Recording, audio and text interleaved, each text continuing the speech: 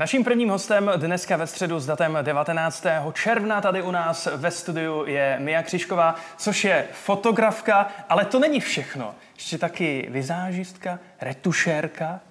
Na něco jsem zapomněl, Mio, dobré ráno. Dobré ráno. Dobré ráno. Myslím, že asi ne. Je to takový zajímavý, já se moc vlastně neprezentuju svým jménem, takže když pak někdo mě představuje, tak je to pro mě takový zvláštní, protože pod jménem už mě nikdo moc nenajde. Takže já se všude prezentuju jako Mia Fotovizáž a ono to je v tom názvu všechno vlastně obsažený. A když jsem před 13 lety ten název jako vymýšlela, tak to bylo, jsem vizážistka, chci si nafotit své portfolio. A tím to všechno začalo. To je krásný. Já mi ho koukám, já jsem to nikdy nepochopila. Jako obrázek. Ne, počkej, já, která od malička jsem vždycky chtěla být před tou kamerou, chtěla jsem být ta herečka a všechno. Já prostě nechápu, jak takhle krásná holka je z té druhé strany. Za tím fotoaparátem, za tím líčícím stolkem. Proč? No, ono to totiž začalo tak, že jsem se dozvěděla na focení od fotografky, že jsem moc tlustá. Takže jsem... Takže retušérka, dobře. Takže jsem se naštvala a řekla jsem, že kdo jiný by měl fotit tlustý lidi teda než tlustý člověk, který si nevěří. Tak jsem to prostě otočila. No. A ve chvíli, kdy pak ke mně opravdu na začátku hlavně té kariéry začali chodit lidi, kteří buď nemají sebevědomí, nebo byli nějak při těle, nebo měli jakýkoliv prostě problém se svým tělem, tak jsem věděla, co s tím a většinou už to vyčuchám na první dobrou, co ten člověk na sobě asi úplně nemusí mít rád. No a jak vlastně pracuješ s takovými lidmi, kteří se úplně necítí? Jo, možná teď mi napadá, chybí tam slovo ještě terapeut, protože... To je důležité. Ono to tak prostě občas bývá, že první hoďku a půl my stejně líčíme, češeme. I proto vlastně si to všechno ráda dělám sama, protože to prostě funguje víc jako taková příprava, uvolnění, uklidnění s tím klientem. A většinou se mi stane, že prostě probíráme jako různá témata, včetně rozchodů, rozvodů, úmrtí, různých jako problémů, který ten člověk má a trošku je potřebuje ze sebe vyventilovat. Tím se i uvolní celá ta atmosféra, já zjistím něco o něm, on zjistí něco o mně, protože já na sebe taky občas něco prásknu. Tak je to takový celý potom jako o dost příjemnější, než tady je vizážistka a uvidíme se dole jako ve studiu. Dobrý den, já jsem ta a ta, tak jdeme fotit. Prostě tohle mě nikdy nefungovalo a mám asi blíž k tomu si to všechno tak jako udělat sama. Kompletní balíček. Přesně. A ten výsledek pak ale bude i určitě lepší. Já nevím, jako nedokážu to takhle posoudit, jestli to tak je nebo není, protože si myslím, že když se člověk něčemu věnuje, tak stejně vyniká jenom v jedné té oblasti, maximálně ve dvou a nemůže se věnovat jako komplet všemu. Myslím si, že co se týče té vizážistiky, tak já jsem jako těžce už dávno pozadu a kdybych měla líčit někomu jinému, tak už to nebude třeba úplně stačit. Dochází mi nápady a nějaká kreativita, takže prostě sem tam si jako nějaký holky vizážistky k sobě beru a vymýšlíme něco nového, zajímavého, kreativnějšího, protože prostě ta studnice není nevyčerpatelná. Ale minimálně na té stránce u těch klientů, kteří prostě potřebují to zázemí, bezpečí a jistotu, která u mě v tom ateliéru pak jako funguje, tak je to lepší a myslím si, že i tou retuší jsem schopná si ovlivnit výsledek a trošku doladit svoje nedostatky. Kdyby nás teď někdo poslouchal, kdo se třeba úplně na to focení necítí a řekne si, ty jo, sakra, možná bych to ráda zkusila. Kde tě lidi můžou najít? Jak tě můžou vyhledat? Určitě webové stránky www.miafotovizaž.com anebo Instagram úplně pod stejným názvem. A myslím si, že už spoustu lidí o mě ví, že prostě si mě pamatujou i díky těm vlasům a těm tetováním a všemu okolo. Ale co bych možná jako ráda vzkázala někomu je, nikdo není jako nefotogenický. Prostě neexistuje vošklivý člověk, spíš jde o to, jak se ten člověk připraví, cítí a s kým tam reálně je. Takže myslím, diváci, že se opravdu nemusíte bát. Vojto, dokonce i ty bys možná. Ne, já úplně obdivuju tu slazenost toho tetování s těma vlasama. To je fakt naprosto úžasný. Co bylo první? První bylo tetování, pak až vlasy. Vlasy byly jako různý, barevný a ty se tak nějak střídají, ale zázrakem to vždycky vyjde, že to prostě doladí se do těch barev, které tam jsou. Mio, máš svoje vlastní fotostudio? Nebo kde fotíš? Jo. Teď už mám vlastně rok a půl svoje nový fotostudio, který je na IP Pavlova, prostě v centru dostupný. Není to jako otevřený krám, kde jsou vrata do kořán, prostě se tam člověk jen tak nedostane, pokud nemá domluvenou schůzku nebo se mnou domluveno. ale mám už svůj ateliér, kam si prostě beru lidi a beru to jako obrovskou výhodu. Já myslím, že když vidíme fotky určitých fotografů, mají každý svůj takový nějaký rukopis. Jak bys popsala svoji realizaci? To je dobrý dotaz.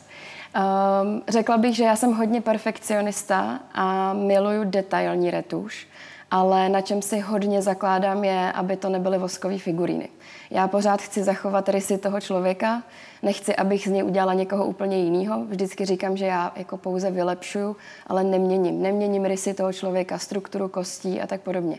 Já vylepším ty věci, které tam reálně třeba opravdu nevidím nebo nejsou, jako jsou třeba pupínky nebo hluboký vrásky, něco se zvýrazní pod světlama. Takže to já dávám pryč, ale tak jako jemně, aby to prostě ten člověk zůstal furt tím svým člověkem. Fotíš jenom lidi? Převážně jo. Vlastně už se moc nespecializuju na cokoliv jiného, protože mi to ubírá čas. To je jedna věc. A druhá věc, jak jsem říkala, myslím si, že každý je jako jedinečný a vyniká v té jedné věci. A za mě to je ta moje práce, ty moje beauty fotky, které prostě tady v České republice nedělá moc lidí. No a jak vlastně k tomuhle si třeba došla, že si řekla najednou a teď začnu dělat beauty fotky? Jo, no myslím si, že jsem začala už vlastně od samého začátku, že jsem si říkala právě nalíčím si ty svoje make-upy a nafotím si je. A ve finále jako ten diametrální rozdíl, když jsem se teď dívala třeba po těch fakt 13 letech, je strašně legrační, protože to je nesrovnatelný samozřejmě. Prosím tě, promiň, v kolika jsi začala fotit? 13 let. Vypadám mladší, než jsem. A to se vyplatilo dost. Na základce. Přesně. Ne, můj tatínek vlastně hrozně rád fotil, takže on měl tak jako foťáky u sebe, ale já jsem začala až v dospělém věku.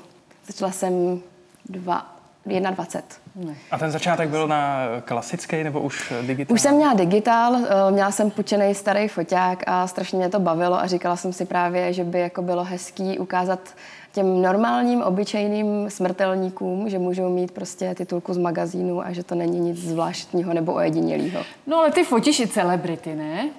Jsem tam.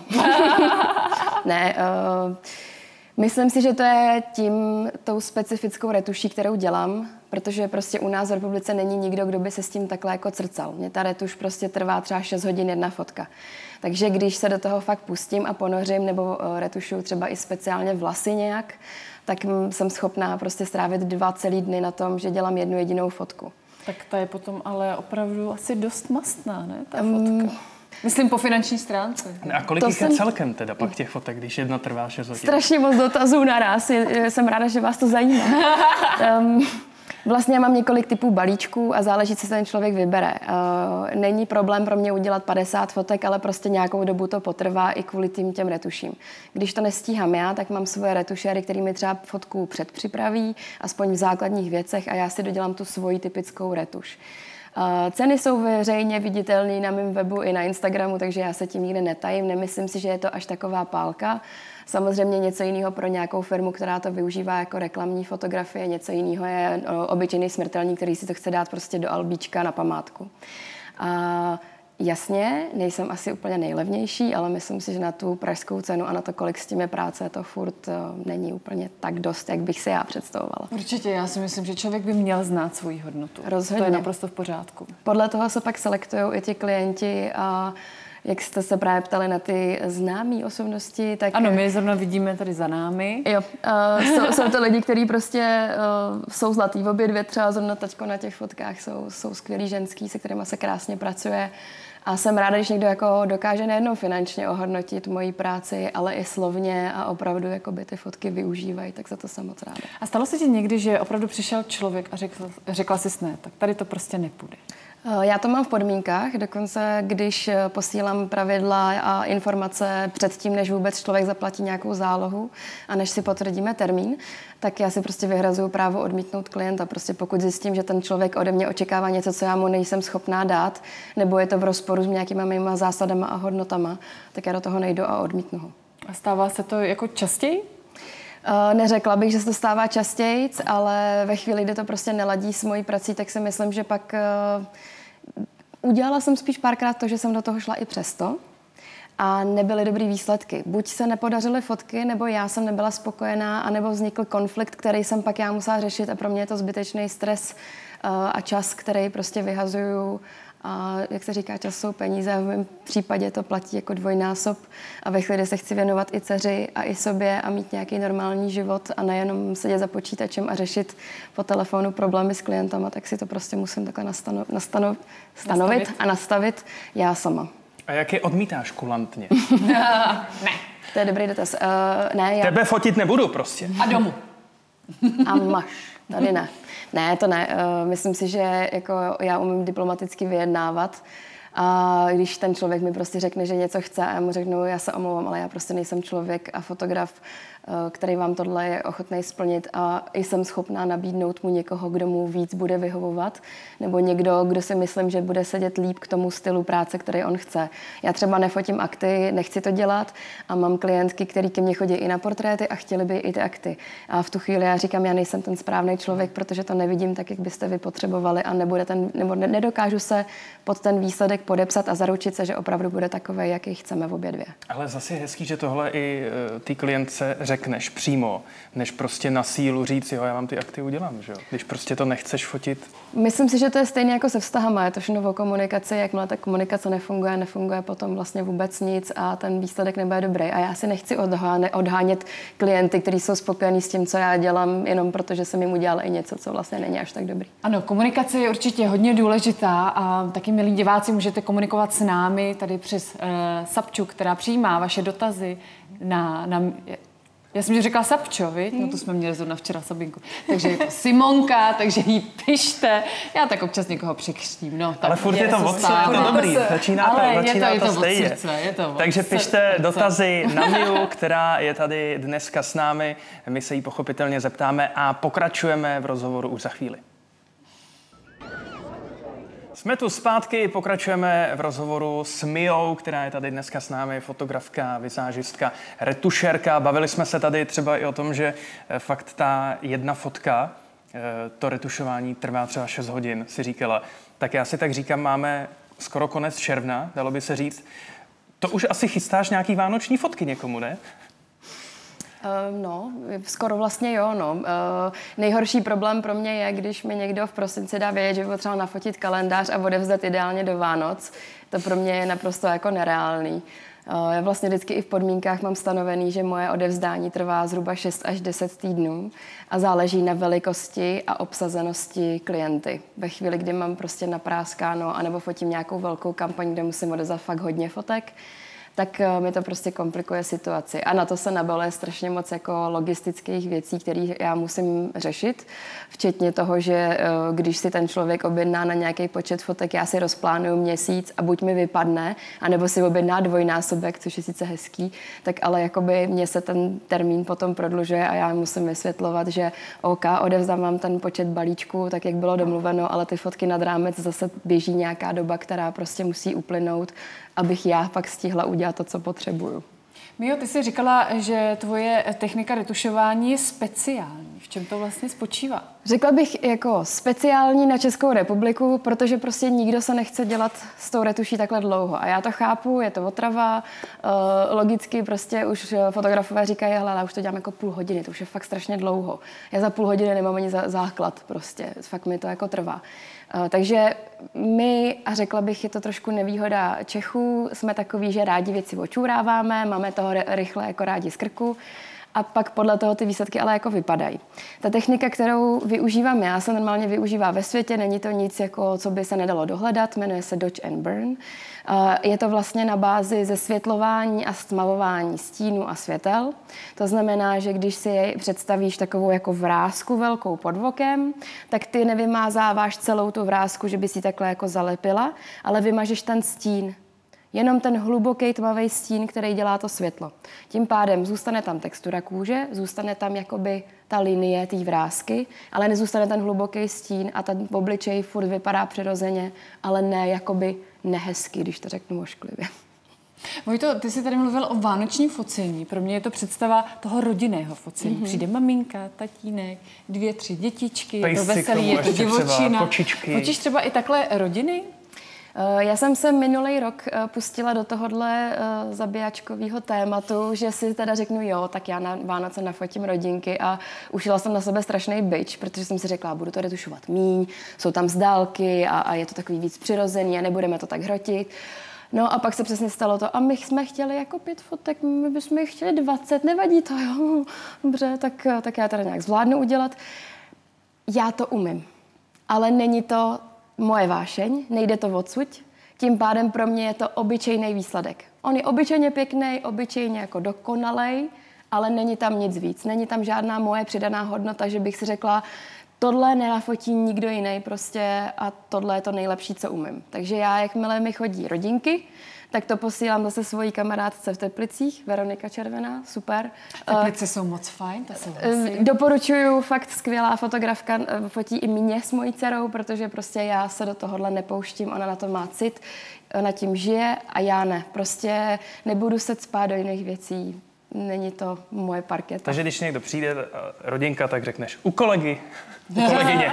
Přesně tak. Já automaticky posílám její profil a už jako se do toho moc ani neangažuju. Takže myslíš, že taková ta rivalita mezi fotografii není? Myslím si, že je, ale z mýho pohledu je naprosto zbytečná. A to je takhle jako se všema profesema, myslím.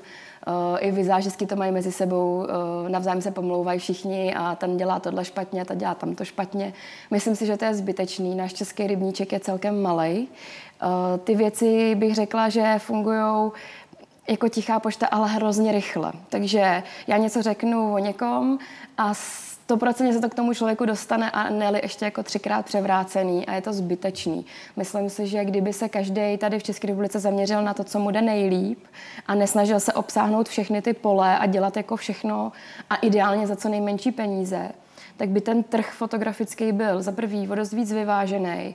Bylo by to milejší jako fungovat mezi sebou navzájem a dodávali bychom podle mě i mnohem lepší výsledky, než jak je to teď. A máš třeba jako fakt vyloženě kamarádky další třeba, kromě kamarádky z Teplic? Rozhodně. Já jich mám jako mnoho, bych řekla, a dokonce komunikuju i se spoustou lidma ze zahraničí, se kterými prostě fungujeme. Ke mně jezdí i klienti ze zahraničí a znají se tam s těma dalšíma fotografama, se kterými já funguju. Je to pak vtipný, když vidím českou modelku u své kolegyně v LA, vlastně se kterou spolupracujeme. Ona má... To jsem prošvihla. Máme vlastně takovou jako retušerská jako skupina, kde ona má svoji akademii a učí tam lidi retušovat. Já jsem se teda neučila tam, ale využívám jejich retušovací panely a oni mi je dokonce posílali na recenze, abych já jim je otestovala a zjistila, jestli to funguje tak, jak má, jestli bych tam chtěla něco předělat, nepředělat. A to jsou prostě lidi, kteří mají úplně jiný dosahy a dostávají se ještě jako do jiných men. Třeba Jordan Liberty, skvělý vizážista, velmi známý po celém světě. Tak s tím jsme byli v kontaktu prostě a řešili jsme jejich jako panely retušovací pro vizážisty. Tak to bylo skvělý. Nebo jsme třeba fungovali ve skupině, jak byl covid, tak jsme dělali takovou jako výzvu, že se zapojili všichni, kteří mohli, retušeři z celého světa a dělala se soutěž. A já jsem vlastně jakoby jednu tu kategorii vyhrála, asi ze 360 fotek a těch retušérů, tak jsme prostě potom k tomu dělali nějaký rozhovor na jejich zahraniční stránky. Myslím si, že jako když je člověk otevřený těm věcem a funguje s nějakou úctou a respektem navzájem, tak to může fungovat velmi dobře a není důvod k nějaký rivalitě. A máš to taky tak třeba, že vidíš nějaký ostatní fotky a řekneš, to je hrozný. Paninko, kdo vám to dělal? Kdo vám to dělal? Já bych lhala, protože to je prostě profesionální deformace. Stačí přijít kamkoliv a podívat se na nový bannery, billboardy a tak a řeknu si, není to úplně zlý, ale dalo by se tam dělat to jinak.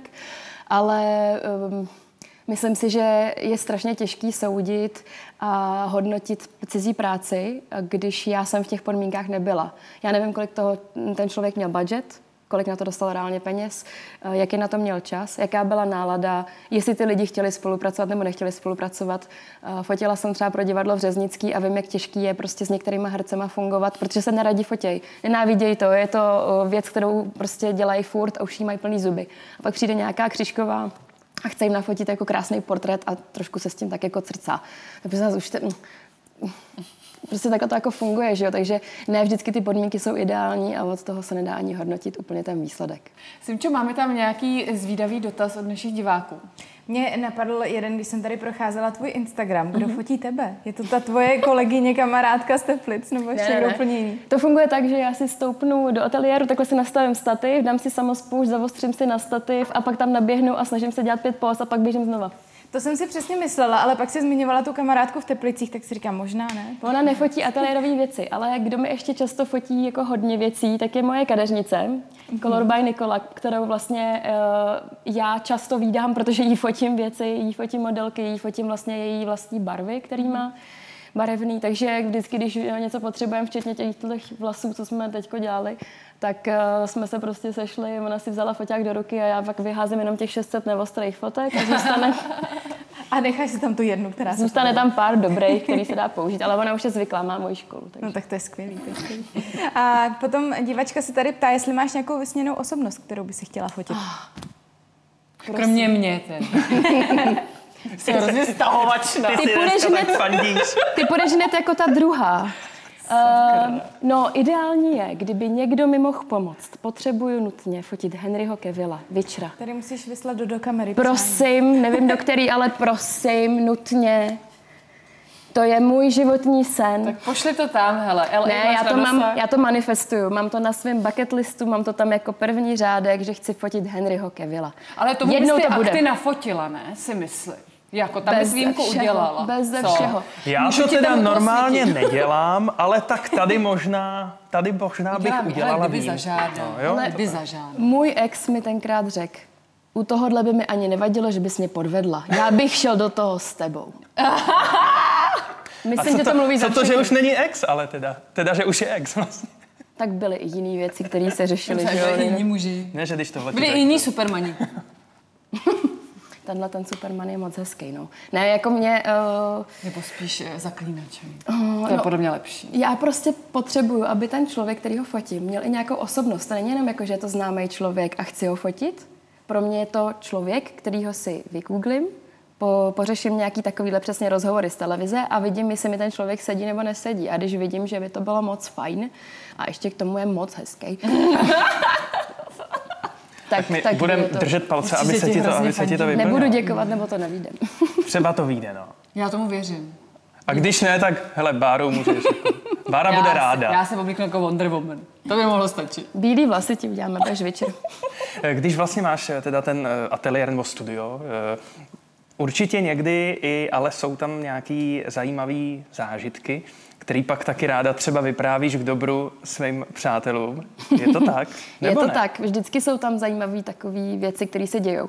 Já mám asi nejzajímavější pro mě zážitek, ono to možná nebude až tak jako terno, ale pro mě to bylo skvělý, protože my jsme teďko v pondělí fotili s jednou naší operní pěvkyní, jmenuje se Lenka Graf.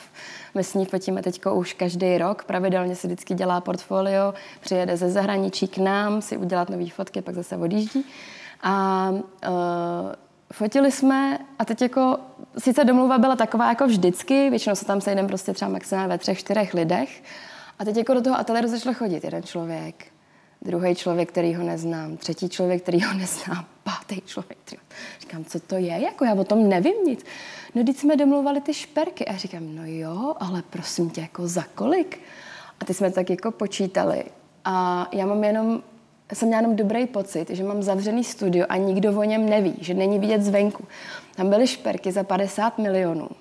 Bylo tam Bulgari, byl tam Robert Coin, byla tam Messika a prostě to byly jako věci, které byly nádherný, ale prostě šperk, na který se šahlo jako se security v zádech, 4 chlapy, všichni kontrolovali všechno v rukavičkách, nesmělo se nic rozbít, z ničeho nic vypadnout nebo oškrábat. A bylo taky vtipný, že jako vždycky jsem si myslela, že tyhle ty velké produkce mě jako budou děsit. A já jsem si říkala, proč to je takových lidí prostě, se nedá dejchat.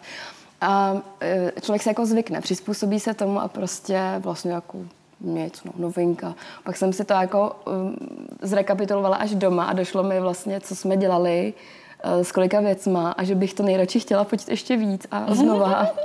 Ono to přijde, tak jim zavolej, že to nevyšlo, ty fotky. No, že no nepovedlo se to, je to rozmyslně. No, osvítil se film. My jo, my ti určitě přejeme. Spoustu úspěchu do budoucna. Ať se ti plní moc. tvoje sny, běž si zatím, jak jinak.